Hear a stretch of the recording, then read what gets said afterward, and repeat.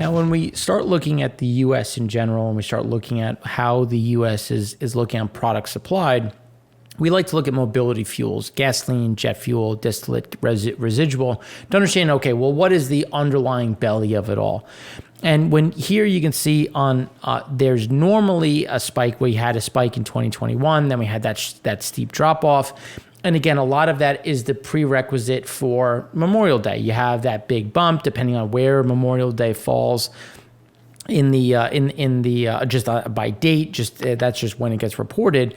And you can see in the previous months, previous years, you get a little bit of a bump, then you stay elevated, then you have that little bit of a drop, and then you have the steady grind up as kids end school, whether that be daycare, elementary, high school. That's when then you start to see that steady elevation as we go through the key driving season.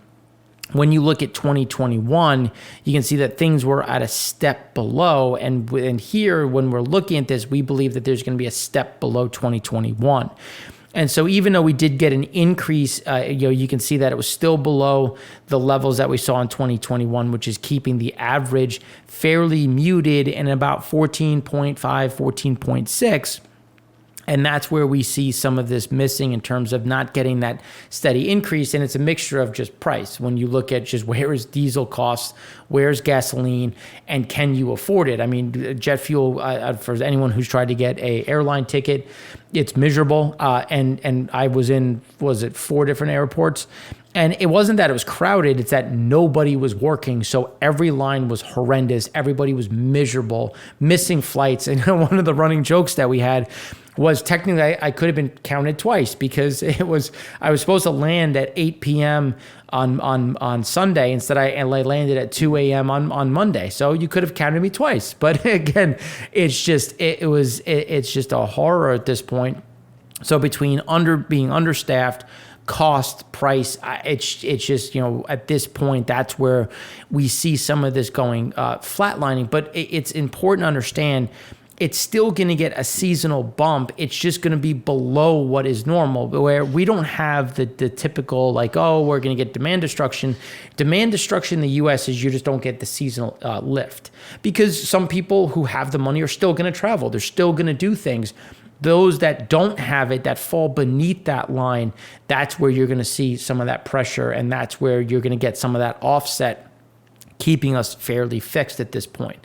Now, when we start breaking things down and looking at it, now in distillate, we want to look at 2 key areas, and we'll go through why in a minute.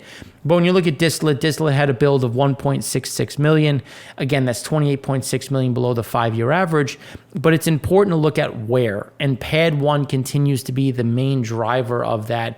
With and there was another drop of 900,000 barrels. That's 21 million below the 5-year. And that's continuously going to be the problem is pad 1. We lost refining capacity in the East Coast. We no longer have Russian imports of diesel. This is where we're going to continue to see these problems. Now, there's only so much that can be done on the Colonial Pipeline side, what can be done with Jones Act vessels. And because of the Jones Act, even if we max them out, there's no way to bring other capacity to move from the Houston Ship Channel into another port, because in order to go from a U.S. port to another U.S. port, it has to be a Jones Act vessel, which is built, manned, owned, and operated within the U.S. So again, those are some prohibitive things when you're looking at trying to balance between pad 3 and pad 1. So imports into pad 1 still remain at dropped about by 40,000 barrels a day. Distillate in general dropped by 36,000 barrels a day, about 84,000 a day below the 5-year average. But we do expect to see a little bit of an uplift at this point. You can see pad 5 had an increase of 23,000 barrels a day. And we do expect to see Asia to U.S. flows remaining a bit elevated. So pad 5 will continue to be on the higher side, and pad 1 is going to struggle to try to keep some of those flows coming through, just because, again, we don't have the Russian flow. We do have more distillate coming into the Atlantic basin, a lot of that from Asia and the Middle East, and it's just a matter of, is it going to go into Europe or the U.S. at this point in time? Now, when we look at just the underlying charts, you can see that we're supposed to build this time of year, so the build here is not surprising by any means. The issue is now rate of change. We need to get back above that 29-year average prior to going into the heating season. So at this point, just based on where diesel is, diesel demand has come down, still well above where it was in 2020, and then beyond, but below where it was last year. So the question is going to be, is that going to be enough to try to shift things, especially as refiners try to target more of that distillate cut? So when we look at production of distillate increased by over 1%. So now the yield is about 31.6, 31.5% of the underlying stack. Where when you look at production of gasoline, it dipped slightly, but it's typically a 2-for-1. So you create 1 barrel of distillate, you create 2 barrels of gasoline, or 1 barrel of diesel, 2 barrels of gasoline. So they want to try to minimize that. And there's a little things that can be done, like you can see here. It's not exactly that spread. But again, the way to try to do that is to increase the heaviness or the heavier API versus the lighter, and try and create a more of that distillate cut. But when you look at the disconnect, so PADD 1 continues to be at all-time lows, and the problem is that we actually had a drop, and you should be seeing a build at this point. So we should be seeing these builds moving up and preparing, because a lot of heating oil is still consumed in the Northeast or PADD 1A. So this is going to be that underlying problem. Now, there remains more than enough in PADD 3 to really fill that void. And when you look at PADD 3 is at the highest level in 2022. So the question is, how do you fix that? And when you look at the rate of change, it's actually mirroring what happened in 2020, as well as in 2019. So the question is, okay, well, how do we get that over? How do we get that into the market? So Colonial has 2 pipelines, Colonial 1, Colonial 2. Line 2 typically is mostly distillate, and that has had nominations tapped out, which means that they're trying to get more on there. And the biggest hindrance was backwardation, because it takes about 6 weeks to go from the entry point in Houston to the exit point or the last point in Bayway, New Jersey. And so you lose money along that way. So that was some of as some of that flat line, you saw some of those increases, but this remains the underlying issue, because again, there's more than enough in PADD 3, and it's growing. And when you look at the Gulf of Mexico refiners, they're sitting there saying, okay, well, I can sell north and make a lot of money, or I can sell into the international market and make money. So again, the crack for distillate still remains robust. But internally, as we've been saying here, we expect to be below the 5-year average, not quite setting new seasonal lows, but again, just seeing this slightly depressed level, just because heating oil demand is obviously diminished, and now diesel demand has started to flatline right around the level that we've been describing. So when we start looking at the market demand index, we dipped to about 98, but now we're about 119. And here's where we think we're going to live at this point, especially as we go through June, just given the timing delay between shipments coming from China into the West Coast.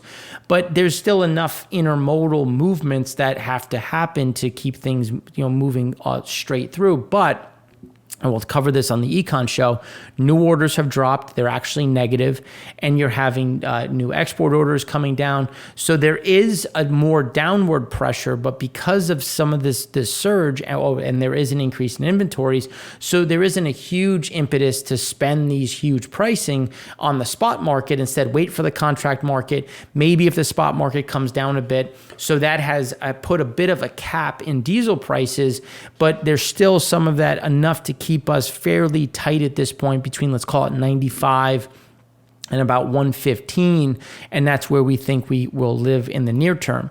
Now on the rail side, total car loads fell by 3.7% versus last year. Again, last year's a tough comp.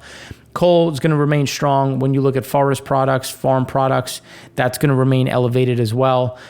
When you look at motor vehicle, they're trying, and we'll show this in the Econ show, car production is back up. That's going to be a positive when you look at where things are in general. But then intermodal continues to be about 4.5% off of last year, and that's going to continue to be the case and even come down a bit. But but at the same time, when you start looking at companies that don't need things right away, so they don't need to use the spot market, they can wait a little bit longer, use rail, let it be a bit cheaper, try to get a bit more of a volume discount, because obviously one truck, depending on what state you live in, they can have one or two trailers. But when you're looking at a 120 car line, cargo train, you could have, and they stack them two at a time, you could then move maybe 6 or 8 containers instead of just 1 or 2, getting some of that volume. So we should see that intermodal kind of flatline at this point. Now, when we look at what's coming on the coast, here's where versus last year, you see that steady drop. Again, that's going to remain depressed, and you can see it as we go through June. And that's a lot of that, if not all of it, is because of the Chinese lockdowns and that slowdown in terms of what is coming into the U.S. Now, when we start looking at temperatures, here you can see that things are a bit above normal, essentially from the plains as you go into the East Coast. That'll help support natural gas demand and burn, just given for need for cooling. Obviously, electricity, and with natural gas sitting at $9.12, it's going to be a little bit of a costly summer for those that use natural gas as we do. So now when we look at gasoline had a small drop of 480,000 barrels. That's 18.8 million below the 5-year average. But again, most of that is being caused by Pad 1. So Pad 1 had a small build of 660,000. But when you look at the 5-year average, it's 14.1 million below the 5-year average. So that's where, again, we continue to see some of this push, which is why the pricing in general is just conducive to come from Europe into the U.S. Imports into Pad 1 increased by 208,000 barrels a day. That's only 21,000 a day below the 5-year average. That is where we see that big surge. We expect to see this big increase, and that, again, is going to kind of offset some of that Pad 1, and we should start to see bigger builds in that region. But we will see a drop beforehand because of Memorial Day. We'll see some of this going from storage into the actual market, in terms of blenders, and getting moved into the underlying system. Blending components dropped 390,000 barrels, which is 14.5 million below the 5-year. That's something that is, again, also starting to flatline, and we should see that adjust. Now, it's going to be a question of, they've been talking about putting a waiver on the RVP in terms of just what the reed vapor pressure needs to be, which is just the ethanol mandates, and not so much the ethanol mandates, but can you use benzene? Do you have to use summer grade? So again, you're starting to see some ways, because summer grade is more expensive than winter grade. So if you're allowed to use winter, that again would adjust some of those different pieces. Now, when you look at the underlying market in terms of storage, you can see that we flatlined here. We thought we were going to flatline higher. Again, we didn't expect a huge build, but just a flatlining as those imports were attracted. It took some time. They're still in transit, so we're not seeing that huge surge yet, or that flotilla, as they like to call it, coming through. But as that comes to pass, that will again put more into storage in the near term. Now, when you look at the motor gasoline total inventories, when you look at just where we are, we're starting to flatline. And we just wanted to look at this over the last couple of years. You can see that we've come to this point. Now, there's typically a flatlining. It's happened higher, obviously, previously. We thought we were going to be something similar to 2021. But that now we had that drop. We should see one more drop for Memorial Day, and then to start to see some of those increases as those inventories come through. Now, when you start looking at some of the different shifts, this is some of the newer information that we like to touch on. So most real estate execs now don't expect their workplaces to be office-based. When you look at hybrid, you're starting to see a bit more of that shift in terms of the hybrid model of that. So when you look at the different surveys, when you look at some of the different pieces, so hybrid arrangements include both company guided and more flexible setups. And it's becoming more and more common. Now, remote rules in terms of how happy are people. And you can see that most people say it's about the same or better working from home and having that flexible schedule. Again, putting some of that impetus on, well, how are we going to get back to normal on the driving level? And because a lot of people do drive to work when you look at other cities outside of the tri-state area and again, some other metropolitan regions. So as people work from home more, what is that going to do to the underlying driving, as we've been talking about, on Monday to Friday, as we do have that hybrid schedule? Now, taking that to the next level and then looking at underlying cost. So fewer adults cut back on driving in April. And if you remember, April had that drop in gasoline prices. Now we've broken to new all-time highs in May. So I'm interested to see how does this shift in when you go from April into May. U.S. adults were asked if they drove more, less, or about the same.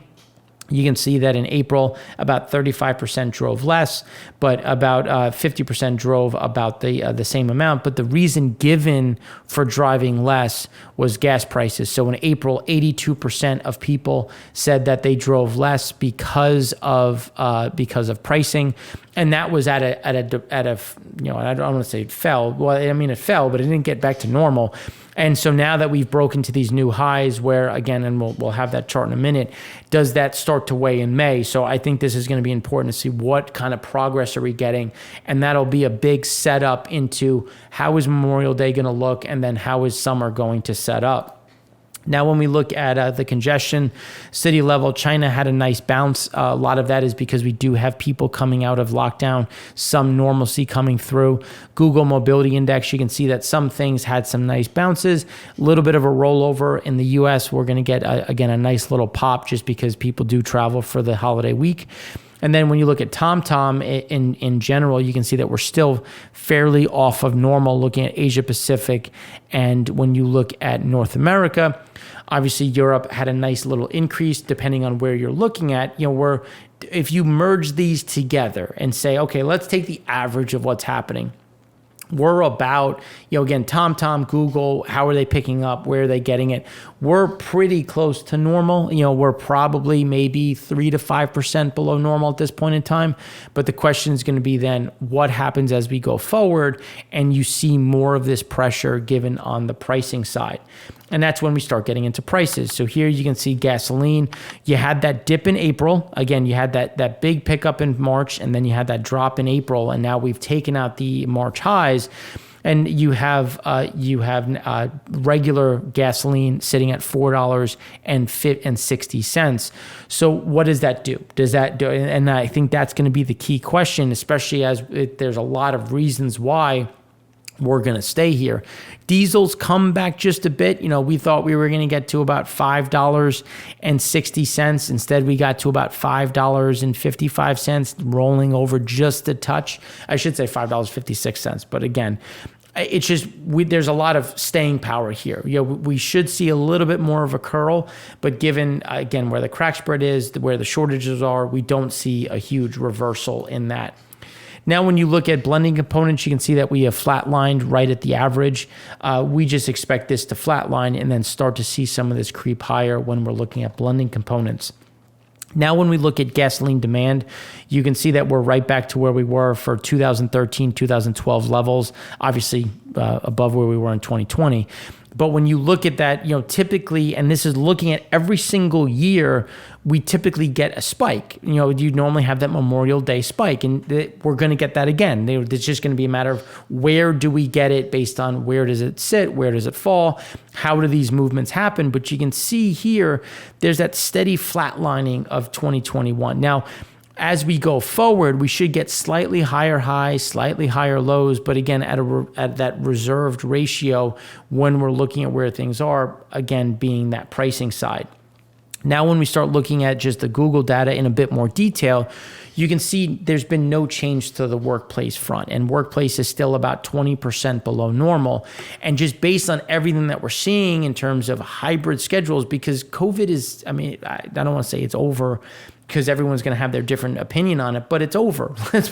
And so you should be back at the workplace full time. But again, you're seeing those hybrid schedules really start to take that impact. So then when you look at propane had a build of 1.82 million. That's 2.9 million below the 5-year average. Rate of change is picked back up. We're now above where we were. And it's just, as we were saying, we expected to kind of maintain where this rate of change right now, which is caught up and is really kind of similar to what we saw in 17, 18, and 2021. And we don't see that changing all that much as we go through the remainder of the summer. Days of supply, again, still staying along that rate of change. We expect that to be the case as we go forward. Now, when we look at jet fuel had a small build of 760,000. That's 2.3 million below the 5-year. And then when you look at demand, we're at the low end in comparison to where we were in 16, 17, 18, and 19. And we just expect to be at the lower end, just at the kind of the base of where we were against 2019. And the reason why is because when you look at you can see that there's the marked shift from what 2019 was and where 2019 was and where 2020 is right now. We're just not getting that piece. We're just getting those lower highs, lower lows. Now that bump right there, that's Memorial Day. So we will get that spike, and then we expect to see that gradual grind up and then staying elevated. We saw it in 2020. We saw it in 2021. We saw it in 2019. And you could see from May up, you have that, then you kind of flatline, and then the end of June through second week of August, things are elevated, and then as you come into the end of August, you start to come down. As Labor Day comes through, then you have that that slowdown. We expect the same kind of move, just at a reduced level versus 2019. And here's when you look at departure schedules. Fairly stable week on week. We don't see too much changing at this point in time, given they want to keep planes full. They don't want to. They're trying to recover cost. Coming into Toronto, we waited about 20 minutes to get someone who could actually move the gangwalk, because there weren't enough personnel to unload and reload a plane. So again, that continues on the labor shortage, which we've been talking about in the Econ show. And then on the open table, when you look at some of the data, again, we're fairly flat to normal, and we don't, maybe a 5% bump, and we expect to see about 0 to 5% increases weekdays and about 5 to 10% on weekends. And we don't see much changing on that front. Now, in the segment 3, we're going to go much broader and then look at the international markets and how some things have shifted in the near term.